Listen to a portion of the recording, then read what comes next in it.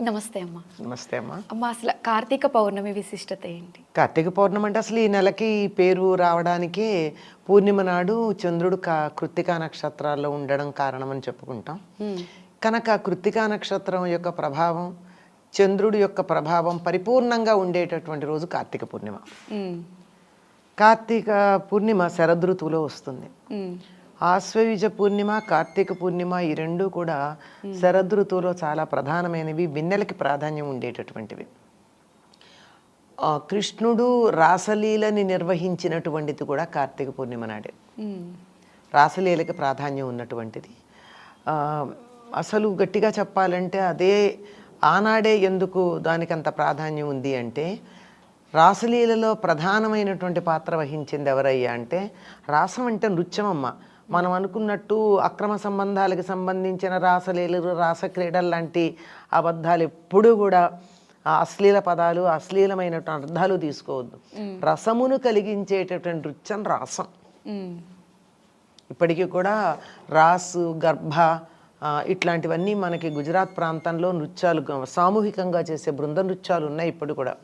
అయితే రాసు ఎక్కువ వాడకంలో లేదు. గర్భ మొదలైనవన్నీ ఈనాటికి కూడా ఉన్నాయి కదా. ఇవన్నీ కూడా అనేక మంది గుండ్రగా ఉండి మధ్యలో ఒకళ్ళో ఇద్దరు ఉండి ఇటు అటు మారుతూ చేసే నృత్యాలకి ఇవన్నీ అటువంటి నృత్యాలు ఇవి. అటువంటి నృత్యంలో అత్యధికమైనటువంటి రసోత్పత్తి కలిగించేటటువంటి నృత్యం రాసం. అటువంటి రాసంలో ప్రధాన పాత్ర వహించినటువంటిది రాధ.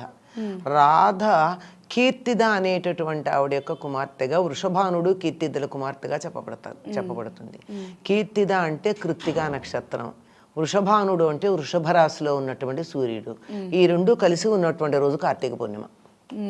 అందుకు కార్తీక పూర్ణిమ రాశానికి ప్రసిద్ధి వహించినటువంటిది. ఇది ఇప్పుడు జరిగిందైతే కార్తీక పూర్ణిమ విశిష్టత. కార్తీక పూర్ణిమ నాడు దీన్నే త్రిపురీ పూర్ణిమ అని కూడా అంటారు. త్రిపురీ పూర్ణిమ అంటే త్రిపురాసుర సంహారం చేసి శివుడు విజయం పొందినటువంటి రోజు.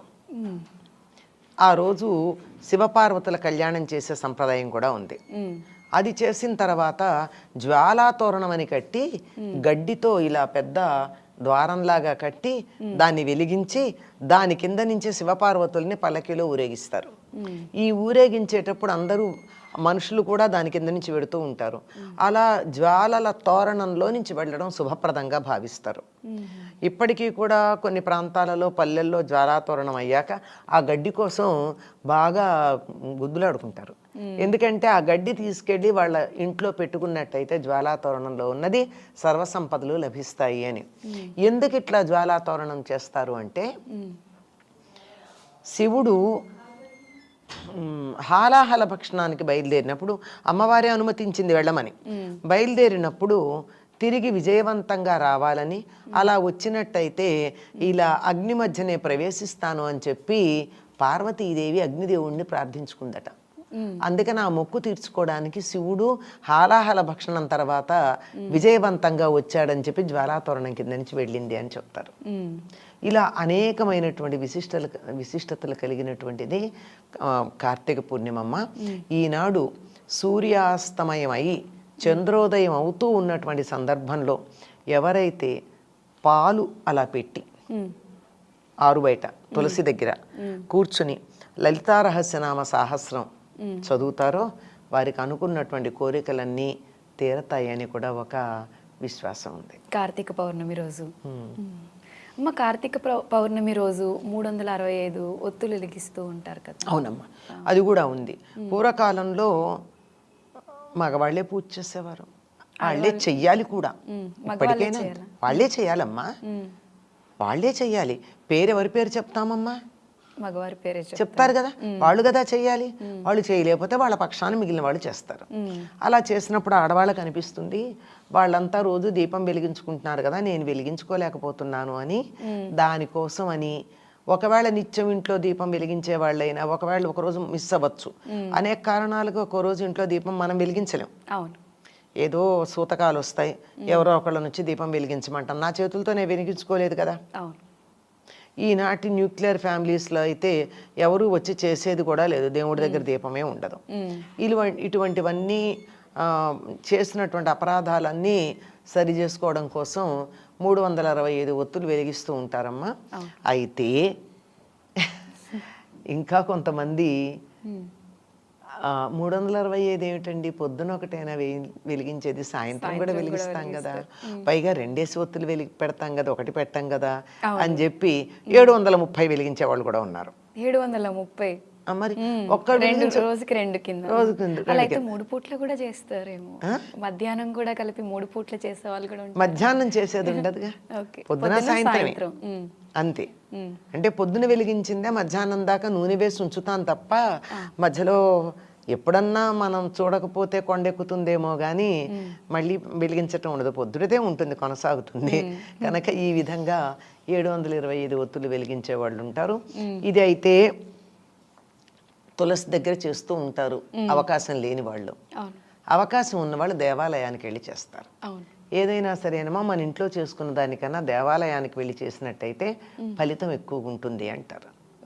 అలాగే పుణ్యక్షేత్రాల్లో కానీ నదీ తీరాల్లో కానీ ఈ రెండు అందుబాటులో లేకపోతే మన గ్రామంలోనో మన ఊళ్ళోనో ఉన్న దేవాలయంలో కానీ చేస్తే మన ఇంట్లో చేసుకున్న దానికన్నా ఎక్కువ ఫలితం. కానీ దానికన్నా కూడా అవేమీ కుదరకపోతే ఇంట్లో పెట్టిన దానికన్నా బయట తులసి దగ్గర చేసుకోవడం ఉన్నంతలో నయం.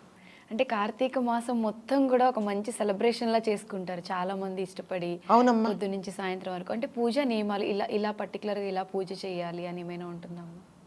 ఉన్నాయమ్మా, వీళ్ళ ఆ నియమాల్లోనే మీరు అన్నట్టు సెలబ్రేషన్ కూడా ఉంది.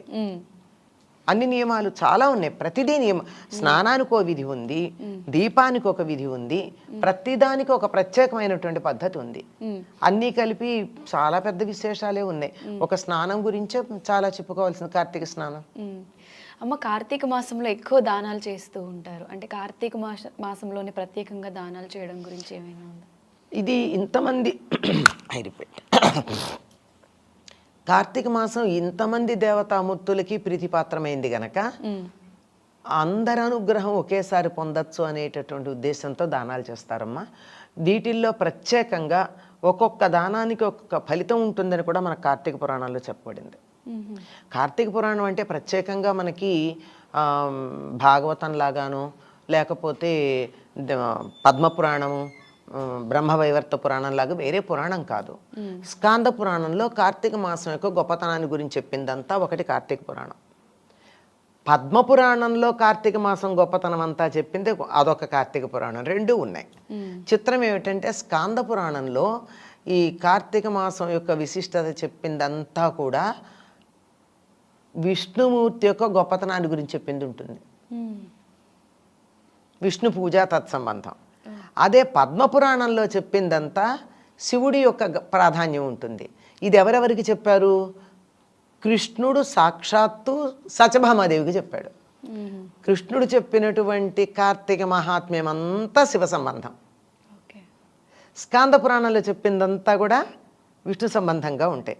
వీటన్నింటిలోనూ కూడా ఉన్నది ఏమిటంటే ఏది దానం చేస్తే ఎటువంటి ఫలితం ఉంటుంది అన్నిటి గురించి ఉంది విడిగా.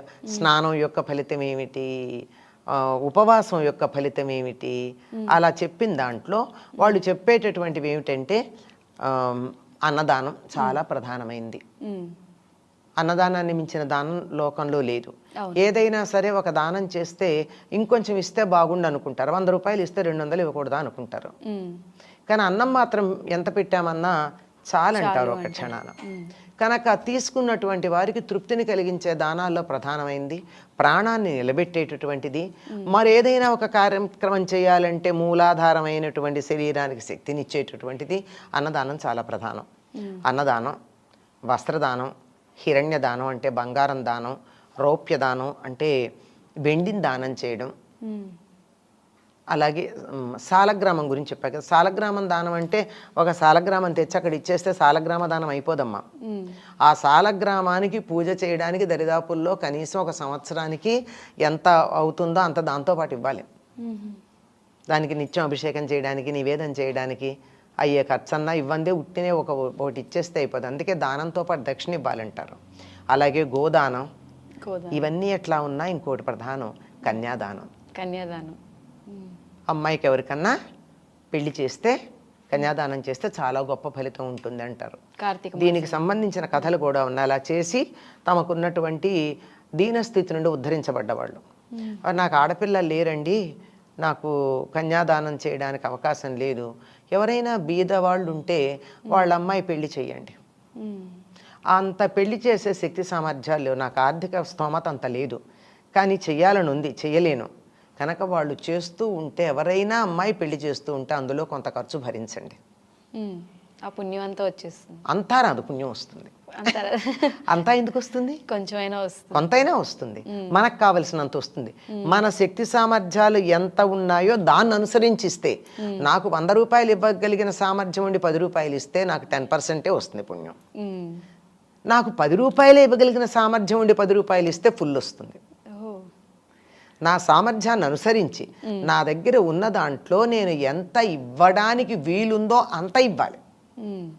అంతేగాని అక్కడ కక్కుర్తి పడితే వచ్చే పుణ్యం కూడా కక్కుర్తిగానే వస్తుంది, ఫలితం కూడా ఇచ్చేదాన్ని బట్టే వచ్చేది ఉంటుంది. ఇచ్చేదానికి ఉన్నటువంటి మానసిక స్థితి కూడా ముఖ్యం. ఎందుకు ఇవ్వాల్సి వచ్చింది అని అనుకోకూడదు.